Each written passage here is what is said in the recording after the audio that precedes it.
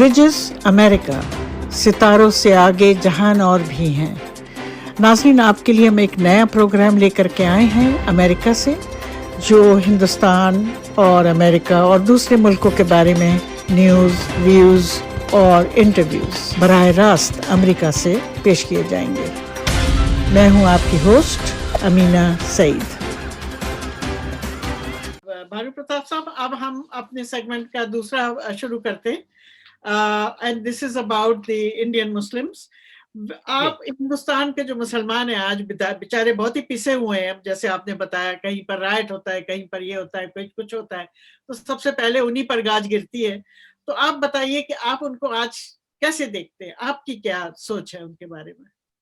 नहीं, देखिए, मैंने तो क्योंकि व्यक्तिगत रूप से देखा है, मैं तो सीएनआरसी के आंदोलन में उनके साथ में रहा हूँ। मैंने तो पूरे देश में जा जाके, चाहे बिहार हो, चाहे झारखंड हो, चाहे मध्य प्रदेश हो, और चाहे आपका नीचे में कर्नाटक में गया, तो कहीं भी अगर मैं देखूं स्थिति, उत्तर प्रदेश में खुद मैं रहता ही हूँ, दिल्ली वगैरह सारी चीजें देखता हूँ, इसमें कोई शक नहीं है कि मुस्लिम समाज की स्थिति हमारे देश में बहुत बुरी है। विशेषकर दो चीजों में उसकी स्थिति बहुत खराब है। नंबर एक, एजुकेशन, और नंबर दो, उनकी जो इकोनॉमिक स्थिति है, यानी कि शिक्षा में और आर्थिक स्थिति में उनकी बहुत बुरी हालत है। और वो दोनों रिलेटेड है, वो दोनों रिलेटेड है। एक चीज अगर सुधरेगी तो निश्चित रूप से दूसरी अपने आप सुधर जाएगी, इसमें कोई शक नहीं है। और इसके अलावा और भी बहुत से सामाजिक समीकरण हैं। अगर लोग एजुकेट हो जाएंगे तो उनमें भी सब में जो है एक बदलाव आएगा, एक सुधार आएगा। अगर हम देखें तो जस्टिस राजेंद्र सच्चर कमेटी की जो बात होती है, ये सच्चर कमेटी की जो रिपोर्ट है, जो मुस्लिम्स के ऊपर एक कमीशन बनाया गया था, जिसको मतलब यहाँ के दिल्ली हाई कोर्ट के चीफ जस्टिस थे। और मैं आपको इसको थोड़ा सा बताऊं कि justice Rajendra Sachar Delhi high court के 1985 तक, शायद अगर मैं एग्जैक्ट डेट मुझे मालूम है तो 20 दिसंबर 1985 को जस्टिस राजेंद्र सच्चर रिटायर हुए थे। और जस्टिस राजेंद्र सच्चर के समय में ही मेरे पिताजी का दिल्ली में हायर जुडिशरी में as additional district and session जज सिलेक्शन हुआ था। और जस्टिस राजेंद्र सच्चर अपने आप स्वयं उनको ज्वाइन करा के गए थे, मेरे पिताजी को ज्वाइन करा के गए थे जब वो रिटायर हो। तो और डेड ऑनेस्ट, बहुत इंटेलिजेंट, बहुत ही समाज के लिए समर्पित और सोच रखने वाले ऐसे इंसान थे जस्टिस राजेंद्र सच्चर। उनके अध्यक्षता में एक कमीशन बनाया गया, जिसको सच्चर कमेटी हम कहते हैं, सच्चर कमीशन बोलते हैं। उसने जो पूरा खाका दिया है, वो वाकई में मुस्लिम समाज की जो हकीकत है, उसकी जो स्थिति है, सच में जो उसकी स्थिति है, उसको बयान करती है। और उसमें ये सारी चीजें बिल्कुल हैं कि क्या उनकी गरीबी की हालत है, कितनी बुरी हालत है, ये कल्पना से बाहर है। यहां तक कि उसमें यह भी कहा गया है कि जो स्थिति उनकी है, वो अगर आप देखें तो कहीं कई जगह दलित समाज के जो लोग हैं, उनसे भी बदतर स्थिति है एजुकेशन के मामले में, आर्थिक स्थिति के मामले में। सरकारी उसमें अगर आप देखें तो जिस समय देश आजाद हुआ था, तो बहुत बड़ी 50% से भी ज्यादा उनकी जो है सरकारी नौकरियों में जो है उनकी उपस्थिति थी। आज की तारीख में मुश्किल से 1.5% है, 1.5-2% है। तो और कहते ये है मैम कि कांग्रेस रही तो कांग्रेस ने क्या कहा, क्या किया भाई? अगर मुस्लिम समाज के लोग कांग्रेस को पसंद भी करते हैं, तो पसंद कर रहे हो, आप उन्हें वोट दे रहे हो, तो उनसे ये हिसाब भी तो लो कि भैया तुम्हारा राज शुरू हुआ जब देश आजाद हुआ, और तुम्हारा राज इतने समय में हुआ, कहां से हम कहां पहुंच गए, 1.5-2% पे आ गए। ये भी सोचना पड़ेगा, हार्ड स्टेप लेने पड़ेंगे। ये मैं आपसे जो बात पूछना चाह रही थी इसी से रिलेटेड, कि where do you think they have gone wrong? 2-3 चीजें बताएंगे जहां पर वो मुस्लिम समाज ने बड़ी गलती की है। नहीं, मुस्लिम समाज ने जो गलती की है मैम, जो मैं समझ पाया हूं, एक, उन्होंने एजुकेशन पे ध्यान दिया। ठीक है, एक, ये बहुत बड़ी चीज है। दूसरा, उन्होंने जब एजुकेशन पे ध्यान नहीं दिया तो सरकारी नौकरी वगैरह में उसी से मतलब वो उसका और उसका लिंक जुड़ा हुआ है। एजुकेशन पे ध्यान देंगे तो फिर वहां पाएंगे, आप वहां पहुंचेंगे। दूसरा जो है, उन्होंने जो है जो राजनीति में जो अपनी सारी उपस्थिति दर्ज कराई है, राजनीति को जिस तरह से हैंडल किया, उन्होंने ये सोच के कि राजनीति में अच्छे लोग आए, उस तरह का कोई प्रयास हुआ नहीं।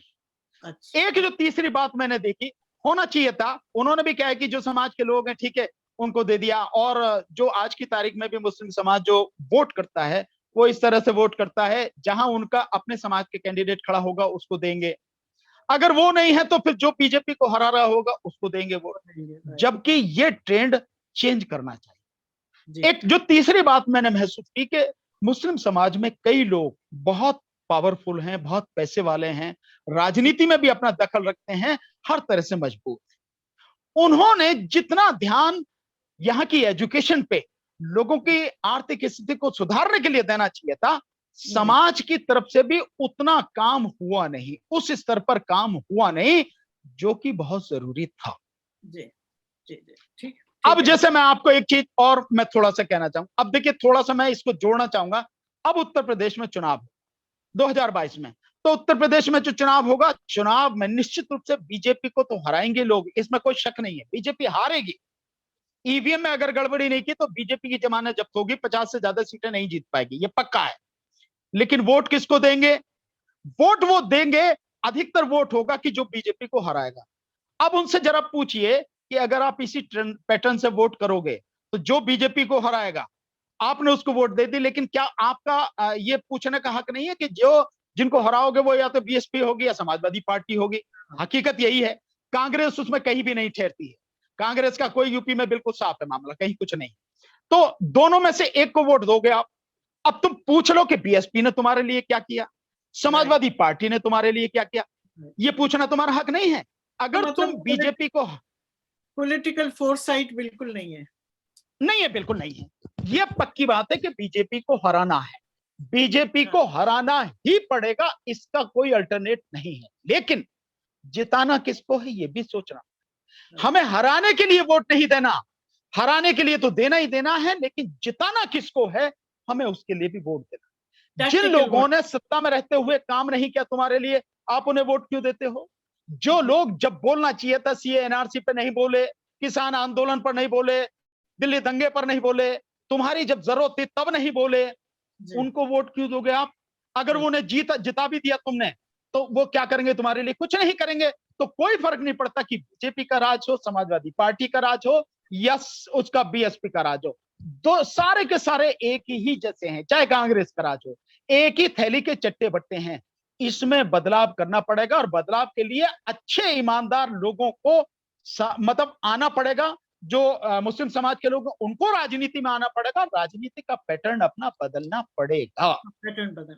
तो अब बताइए फिर, ये जो आपने एक बात तो बताई दी कि अपना पैटर्न बदलना है वोटिंग का, और दो तीन चीजें बताइए जो मुसलमानों को करनी चाहिए अपनी स्थिति, अपनी अपनी हालत बेहतर करने के लिए। देखिए, उनको एक डर मुसलमानों के बीच में है कि आप बाहर निकलेंगे तो भाई आपके खिलाफ मुकदमे हो जाएंगे, आपको जेल में बंद कर दिया जाएगा, आपको मार दिया जाएगा। ये सही भी है, ये सही भी है, लेकिन क्या इस डर की वजह से आप घर में बैठे रहेंगे तो आपका भला हो जाएगा? स्थिति बदल जाएगी? नहीं बदलेगी। आप बेशक घर में बैठे रहिए, 7 ताले लगा के अंदर बैठ जाइए, सरकार को जब आपके खिलाफ करना है निश्चित रूप से करेगी, आपको घर में से निकाल के मारेगी, झूठी एफआईआर बनाएगी, जेलों में बंद कर देगी, कोई फर्क नहीं है सरकार को। इसका केवल एक ही तरीका है, अपने अंदर से डर निकालिए, सड़क पर आकर आंदोलन कीजिए। अगर आप लीड नहीं कर सकते हैं, ये मैं मानता हूं कि मुस्लिम समाज अगर लीड करे, मुस्लिम समाज अगर लीड करेगा तो बहुत से लोग उनका साथ नहीं देंगे, ये मैं मानता हूं, ये यहां की कड़वी सच्चाई है। लेकिन जो लोग लीड कर रहे हैं या जो लोग लीड कर सकते हैं, जो लोग बोल रहे हैं, आप उनका साथ तो दे सकते हैं, साथ खड़े हो सकते हैं। ये करना पड़ेगा, डर निकालना पड़ेगा, और जो लीड करने की, बोलने की, सरकार को जवाब देने की, ये सीधे कहूं कि मोदी और योगी को जवाब देने की ताकत रखते हैं, हिम्मत रखते हैं, समझ रखते हैं, उनका साथ आपको देना पड़ेगा ईमानदारी से। आपको कोई मुस्लिम लीडर होराइजन पे दिखाई देता है कोई दूर दूर तक? नहीं, मुझे कोई नजर नहीं आता। नहीं, नजर नहीं। इसीलिए जो मुस्लिम समाज के जो नौजवान लोग हैं या मुस्लिम समाज के जो सामाजिक कार्यकर्ता हैं, बहुत एक्टिव है, कई लोग हैं ऐसे, उन लोगों को आना पड़ेगा। उन्हें केवल नौकरी के लिए या केवल अपनी रोजी रोटी, दाल रोटी के लिए ही काम नहीं करना है, उनको लीड करने के लिए बाहर आना पड़ेगा और सत्ता को अपने हाथ में लेना पड़ेगा, साथ में मिलके। जब तक सत्ता आपके हाथ में नहीं आएगी तब तक आप कुछ नहीं कर पाओगे, कितनी भी कोशिश कर लो आप। जी जी, ये मोदी साहब ने ये पार्लियामेंट में कहा था कि हम एक न्यू वर्ल्ड ऑर्डर में आ रहे हैं, न्यू वर्ल्ड ऑर्डर में आ गए। कुछ इसके बारे में कुछ, do you have any inkling, क्या मतलब है उसका? मतलब इसके विषय में मुझे ज्यादा पता नहीं है, लेकिन जितनी इंफॉर्मेशन मैं सुन पा रहा हूं, ये न्यू वर्ल्ड ऑर्डर ये वाकई में बहुत ही एक गंभीर, पूरी दुनिया के लिए एक गंभीर चिंता का विषय है, बहुत विषय। क्योंकि न्यू वर्ल्ड ऑर्डर के हिसाब से जो सारी चीजें आ रही हैं, ये बड़ी अजीब स्थिति है जब मोदी जी ये बात कहते हैं पार्लियामेंट में कि जो दूसरे विश्व युद्ध के बाद में देश दुनिया में एक नई व्यवस्था बनी और संयुक्त राष्ट्र संघ जो वो अस्तित्व में आया, और अब कोरोना के बाद आप उसको दूसरे विश्व युद्ध को कोरोना से कैसे जोड़ रहे हैं? ये कहां इसका लिंक है? और आप कोरोना से जोड़ रहे हैं और तब आप ये कह रहे हैं कि कोरोना के बाद भी एक नई व्यवस्था, न्यू वर्ल्ड ऑर्डर बनेगा। वो बनना ही है, ये शब्द है कि वो बनना ही है, होना ही है। उसको कौन इनिशिएट करेगा, ये एक अलग बात है। तो जब आप न्यू वर्ल्ड ऑर्डर में जाते हैं तो उसमें फिर यह है कि दुनिया को पूरी तरह से कंट्रोल करने की बात है, दुनिया में एक धर्म की बात है, एक ही तरह के लोग हैं, और लोगों की जो आबादी है, जो आज की तारीख में 8 अरब है, इस आबादी को 50 करोड़ करने का उस न्यू वर्ल्ड ऑर्डर का एक मतलब उनका एक उद्देश्य है। तो 50 करोड़, 8 अरब की आबादी को 50 करोड़ करेंगे आप, तो क्या करेंगे? फिर तो मैं समझता हूं जेनोसाइड ही होगा, और क्या हो सकता है। 2030 तक एक यूनाइटेड नेशंस का एक वो है, एजेंडा है, it's called agenda United Nations two 2030 agenda United Nations 2030, उसमें है ये, उसमें है। अब तो आप बताए थे कि यूनाइटेड नेशंस भी उसमें इन्वॉल्व है, तो अगर आप सारे मुल्क के लीडर्स उसमें इन्वॉल्व है, सारे मुल्क के लीडर उसमें इन्वॉल्व, और उसमें बिल गेट्स जो वो शायद लीड कर रहे हैं। इसका मतलब ये हुआ कि मोदी ने जितनी भी विदेश यात्राएं करी उसी न्यू वर्ल्ड ऑर्डर वाले ग्रुप से, उन्हीं से जुड़ने के लिए करी। ये देश की तरक्की के लिए कुछ भी नहीं किया, केवल वो नौटंकी थी, कुछ नहीं, है नहीं है। और जब भी आप अगर संसद में प्राइम मिनिस्टर ये बात कह रहा है, उस पर बोल रहा है, आधा पौने घंटे अगर आप उस पर बोल रहे हैं, उसको आप लोगों को, सांसदों को बता रहे हैं, आप उसके माध्यम से देश को, दुनिया को बता रहे हैं, तो इसका कोई महत्व है, ये साधारण बात नहीं है। और जब उसमें हम देखते हैं कि 8 अरब की आबादी को, यानी 800 करोड़ को आप 50 करोड़ में कर रहे हैं, तो ये 750 करोड़ लोगों का क्या करेंगे? इसका मतलब यह है कि उन्हें तो आप खत्म ही करेंगे, उनको जेनोसाइड करेंगे। और फिर इसको हम लिंक करके देखते हैं, तो जो देश में, हमारे देश में जो कृषि सुधार हुए हैं, कृषि कानून लाए गए हैं, इन कृषि कानूनों के माध्यम से इस देश में किसानों को खत्म करके उनकी जमीन को जो पूंजीपति हैं वो अपने कंट्रोल में कर लें, क्योंकि उनका कहना यह है कि जितनी जमीन है इस पे मात्र 1.5 से 2 करोड़ लोग ही खेती करने के लिए हमारे लिए काफी है, बाकी की कोई जरूरत नहीं। तो बाकी का क्या करोगे? आप मारोगे। इसीलिए मैंने बार बार कहा, मैंने अपनी कई वीडियोस में कहा है, ये जो कानून है इस देश की 110 करोड़ से लेके 115 करोड़ आबादी को तबाह और बर्बाद करने के लिए बनाए गए। तब तक मुझे इस न्यू वर्ल्ड ऑर्डर की पता नहीं थी, लेकिन जब ये न्यू वर्ल्ड ऑर्डर आया तो इससे जुड़े हुए और भी वीडियोस में दुनिया भर में देख रहा हूं।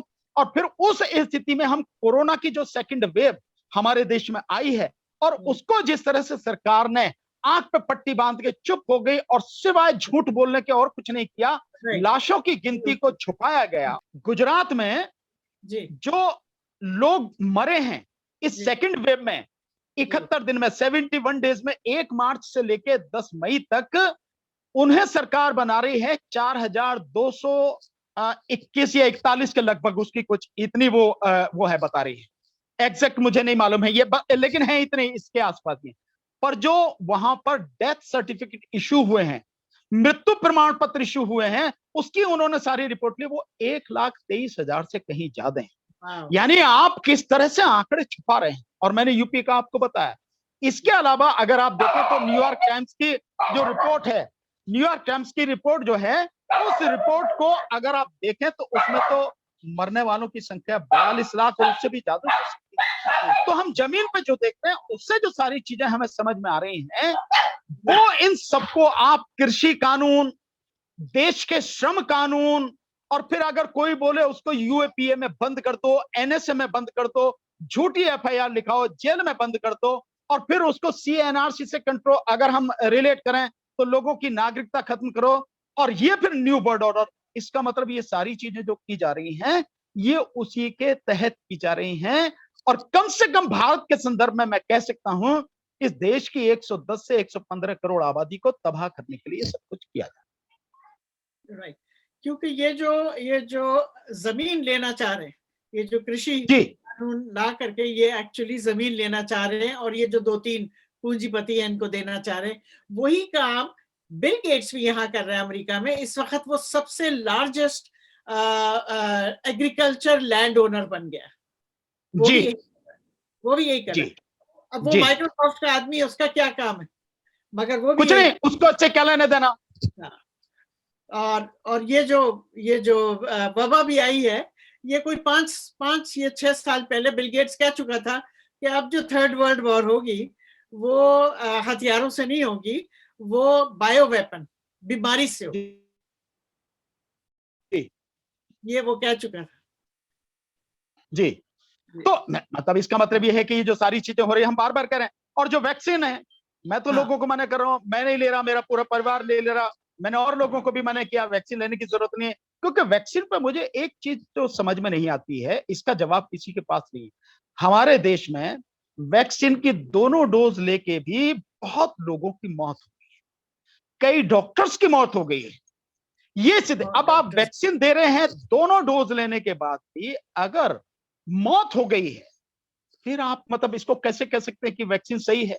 और अगर इस न्यू वर्ल्ड ऑर्डर को देखें तो वैक्सीन भी एक उसी तरह का षड्यंत्र है, लोगों को मारने का षड्यंत्र, और क्या कह सकते हैं इसको। और दूसरी बात यह है कि वैक्सीन कितने दिन के लिए कारगर है, 12 महीने के लिए। और वैक्सीन पर उत्तर यहां देश में जो सब नौटंकी की जा रही है कि जो पहले जो वैक्सीन थी वो देनी ही थी 84%, बाहर के लोगों को देनी थी, जो सीरम इंस्टीट्यूट में बनाई थी उनको देनी थी, जो उनके मतलब देश के दुनिया के देशों के साथ में जो करार थे। लेकिन मोदी सरकार ने दिखाया कि भैया हमने दुनिया को दी, और दुनिया को दी और भीख मांग रहे हो अब दुनिया से कि भाई हमें वैक्सीन दे दो। और अभी भी जो कहा जा रहा है कि 30 करोड़ वैक्सीन का करार है और 80 करोड़ वैक्सीन दिसंबर तक आ जाएंगी, सिवाय नौटंकी के और कुछ नहीं, झूठ के अलावा कुछ। ठीक है, ठीक है। अच्छा, एक और बात है, यहाँ की जो अमेरिका में जो एनआरआईज हैं, जो हिंदुत्व से, बीजेपी से जुड़े हुए हैं, काफी लोगों ने बड़े बड़े अपने बिजनेस बेच के वो इंडिया चले गए, और वो बीजेपी के साथ मिलके बिजनेस कर रहे हैं या काम कर रहे हैं, मगर बड़े लंबे चौड़े बिजनेस यहाँ पर मिलियंस ऑफ डॉलर्स के, वो वहां चले गए। इसका मतलब ये होगा कि उन्हें यहाँ निश्चित रूप से फायदा होगा। ये जो मैं ये कह सकता हूं, ये मेरी संदेह है मेरा, कि जो किसानों से इस कानून के माध्यम से जमीन लूटी जाएगी, शायद उस पर नजर हो। यहाँ पे जो निजीकरण के नाम पे सारे उनको बेचा जा रहा है, जो सरकारी जो उद्योग है उनको जो बेचा जा रहा है, प्राइवेटाइजेशन के नाम पे जो पूरी तरह से इनको खत्म किया जा रहा है, जो बैंक्स को खत्म कर दिया गया, कहां पे 27 बैंक से फिर वो रहते रहते 12 हो गए, और आज की तारीख में जो 12 से भी कम हो गए, शायद 8 बैंक रह गए, 8 या 10 बैंक रह गए। अब उनको 5 बैंक में कन्वर्ट किया जा रहा है और फिर उनको भी विदेशी बैंकों के हाथों बेच दिया जाएगा। तो सारा सब कुछ जो है इसी में सब कुछ है जुड़ा हुआ, कहीं ना कहीं इसी वजह से। नहीं तो उनका यहाँ आने का कोई मैं मतलब नहीं समझता, क्योंकि यहाँ से तो लोग जा रहे हैं, भारत से तो लगातार जो लोग हैं, करोड़पति लोग हैं, अरबपति लोग हैं, उनका पलायन हो रहा है। पिछले अगर 5 साल में देखा जाए तो लाखों लोग इस देश को छोड़ के चले गए। ठीक। अच्छा, एक बात बताइए, ये can you make a prediction about UP election? हालांकि मेरे ख्याल में फरवरी में है शायद, तो अभी तो काफी टाइम, फरवरी मार्च में नहीं, टाइम बचा नहीं है, फरवरी मार्च में है, 8 ही महीने। हम अगर 8 महीने में तो दुनिया बदल सकती है, तो वो बात अलग है कि क्या क्या हो सकता है, मगर आज की स्थिति देख करके आप क्या कहेंगे अबाउट द इलेक्शन आउटकम? नहीं, इलेक्शन का आउटकम जो आज की स्थिति में है, अगर मैं लोगों को देखता हूं, 2 चीजें हैं मैम, इसको इस तरह से जी। एक ये सच बात है कि बीजेपी से केवल एक, आप जिसे कहो बहुजन समाज, या जिसे कहो आप एससी एसटी तो यूपी में है नहीं, एससी है, ओबीसी है, माइनॉरिटीज है। माइनॉरिटीज में विशेषकर आप कह सकते हैं मुस्लिम, और कुछ संख्या में माइनॉरिटीज में सिख समाज के भी लोग हैं, जो पूर्वी उत्तर प्रदेश के इलाके में हैं, जो उत्तराखंड से लगा हुआ इलाका है, उसमें जो लोग हैं, ये लोग बहुत बुरी तरह से खफा हैं। पश्चिमी उत्तर प्रदेश का जाट बहुत बुरी तरह से खफा है, कल तक बीजेपी के साथ में था, आज पूरी तरह से उसके खिलाफ है। और पंचायत जो चुनाव हुए उसमें उन्होंने दिखा भी दिया और उनको समझ में भी आ गई 320 सीटें जीतने वाली बीजेपी पंचायत चुनाव में 3000 में से मात्र 25% सीट जीत पाई, करीब 650 के लगभग। तो आप समझ सकते हैं कि उसकी क्या स्थिति हो गई है।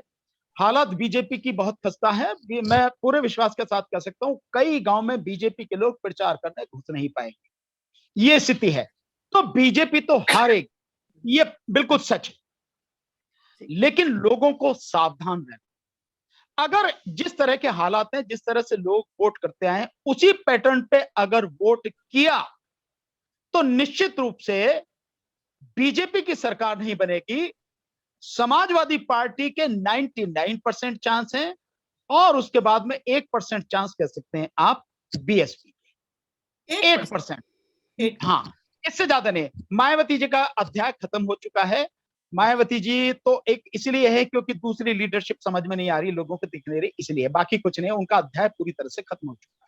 अच्छा। लोग उनको जान चुके हैं, समझ चुके हैं। मायावती जी ने आपकी जो पार्टी बनाई है और आप जो पार्टी में पूरी तरह फुल्ली इन्वॉल्व होने वाले हैं, तो आप लोगों के खिलाफ कोई बात की उन्होंने?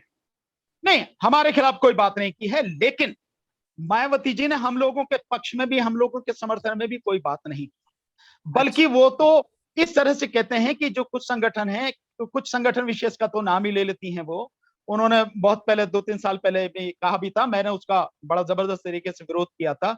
मैंने उन जो मतलब सारे फैक्ट लेके बताए थे और उन्होंने ये कहा था कि कुछ संगठन ऐसे हैं जो हमारी पार्टी के साथ में सवर्ण समाज के लोग जो जुड़ रहे हैं उनको वो ना जुड़े, उस तरह के काम कर रहे हैं। तो फिर मैंने उनको वो डाटा दिया कि सवर्ण समाज को जिनको जोड़ने की आप बात कर रहे हो, उसी सवर्ण समाज ने किस तरह से दलित समाज का या बहुजन समाज का कितना बड़ा नुकसान किया। मैंने पूरे डाटा दिए किस किस तरह से कहां कहां कत्लेआम किया, चाहे वो बिहार हो, चाहे पश्चिम बंगाल हो, झारखंड हो, उत्तर प्रदेश हो, कहां कहां कैसे कैसे वो सब कुछ किया। मैंने सारे वो डाटा दिए, सब कुछ बताया, उनकी स्थिति बताई कि जिस सवर्ण समाज की आप बात कर रहे हो, आज की तारीख में इस देश की 65 से लेकर 70% जो जमीन है वो उनके पास है, जो मीडिया है 90% से ज्यादा उनके कंट्रोल में है, जो इंडस्ट्री है 90% से ज्यादा उनके कंट्रोल में है। इसके अलावा जो उनके मंदिर वगैरह हैं 100% उनके कब्जे में है। इसके अलावा एजुकेशन सिस्टम है, उस एजुकेशन सिस्टम में 93% उनके ठीक है कंट्रोल में है। आप उसकी बात कर रहे हो जो पूरी तरह से तबाह हो चुका है, आप उसके विषय में कोई बात नहीं कर रहे हैं। तो ये मैंने बात बताई। अब मैं दूसरी बात बताता हूं कि समाज को उत्तर प्रदेश में यह सोचना पड़ेगा, जो अभी थोड़ी देर पहले बताया, बीजेपी को हराना सच बात है, जिताना किसको। अगर ये नहीं सोचा तो कुछ नहीं बदलने वाला, और ये सोचना बहुत जरूरी। जैसे मैं आप बहुत सीधे से कहता हूं कि हमारी पार्टी है, हम लोग आ रहे हैं, राष्ट्रीय जनहित संघर्ष पार्टी राजसपा, हम लोग मैदान में आ रहे हैं, तो लोग हमें देख चुके हैं। अगर हमें आप जानते हैं अच्छी तरह से, और इतना मैं देख रहा हूं जिस तरह से पूरा वर्ल्ड वाइड मुझे पूरे देश में, पूरी दुनिया में सपोर्ट मिल रहा है, लोग सारा मेरी बातों को सराहा भी रहे हैं, तो मेरा साथ, राजनीति में मेरा साथ क्यों नहीं देते? मैं जानता हूं कि क्या होना है, किस तरह से किया जाएगा। ये बीएसपी और समाजवादी पार्टी, बीजेपी तो करेगी नहीं, ना कांग्रेस करेगी, ये भी आपके लिए कुछ करने वाले नहीं। तो समझना ये पड़ेगा कि उसको तो हराना है, लेकिन जिताना भी आपके किसी नई लीडरशिप को है, किसी अच्छे व्यक्ति को है, और उसका साथ देना है, पूरी ताकत से देना है। ये 6 और 8 महीने, बिल्कुल आपने कहा कि कम समय नहीं है, चाहेंगे तो सब कुछ बदल देंगे। और इसमें एक प्लस पॉइंट ये है कि पूरा मुस्लिम समाज इस बात को जानता है कि बीएसपी ने उसके लिए कोई काम नहीं किया, समाजवादी पार्टी ने उसका साथ नहीं दिया, कोई काम नहीं किया। उन्हें जरूर बदलाव करना है, लेकिन लीडरशिप अभी उनको समझ में नहीं आ रही, उन्हें जाना कहां है। वो बड़े उहापोह की स्थिति में है। जिस पल वो उन्होंने ये तय कर लिया कि नहीं, हमें रास्ता मिल गया और हमें यहां जाना है, उसी पल सब कुछ बदल जाएगा। और मैं आपके माध्यम से उन सभी लोगों को अपनी तरफ से जो है वो भी कहना चाहता हूं कि मेरा साथ दीजिए, हमारा साथ दीजिए, राष्ट्रीय जनहित संघर्ष पार्टी का साथ। मैं यही पूछ रही थी कि आपके पास कोई है, सिस्टम है, कोई उनको अप्रोच करने का, उनसे बात करने का? मेरी मैं डायरेक्ट बात कर रहा हूं, और बल्कि हम तो बहुत बड़े लेवल पे अब तक संवाद खड़ा भी कर चुके होते, ढांचा भी खड़ा कर दिया था। ये लॉकडाउन ने सब गड़बड़ कर दिया। अब लॉकडाउन यहाँ धीरे धीरे खुल गया है, तो जैसे ही खुलेगा, हम जुलाई के महीने में एक प्रेस कॉन्फ्रेंस करके अपनी पूरी योजना है, जो किस तरह से हम काम करेंगे, क्या हमारा फील्ड रहेगा, वो सब हम उसको अनाउंस करने जा रहे हैं एक प्रेस कॉन्फ्रेंस के माध्यम से। मोस्ट प्रोबेबली 1 जुलाई को हम ये सब अनाउंस करेंगे। और बाकी जो स्थिति है देख लेंगे अगर डेट में थोड़ा बहुत, लेकिन जुलाई में हम ये सब कुछ डिसाइड करने जा रहे हैं, सबको बताने जा रहे हैं कि हम कैसे यूपी में, पश्चिम उसमें, पंजाब में, उत्तराखंड में और मणिपुर में चुनाव। ठीक ठीक, चलिए ठीक है। On that very happy note I will talk, हम आपसे फिर जुलाई में बात करेंगे। शुक्रिया बहुत जरूर। बहुत आपका टाइम देने का, आपने इतना पूरा थैंक यू, 1 घंटा सवा घंटा लगाया, हमको टाइम दिया। Thank you thank you very ma'am, much. Thank you. नाज़रीन, आपको हमारा प्रोग्राम अगर पसंद आया हो तो उसको लाइक करें, शेयर करें, सब्सक्राइब करें और कमेंट करें। शुक्रिया।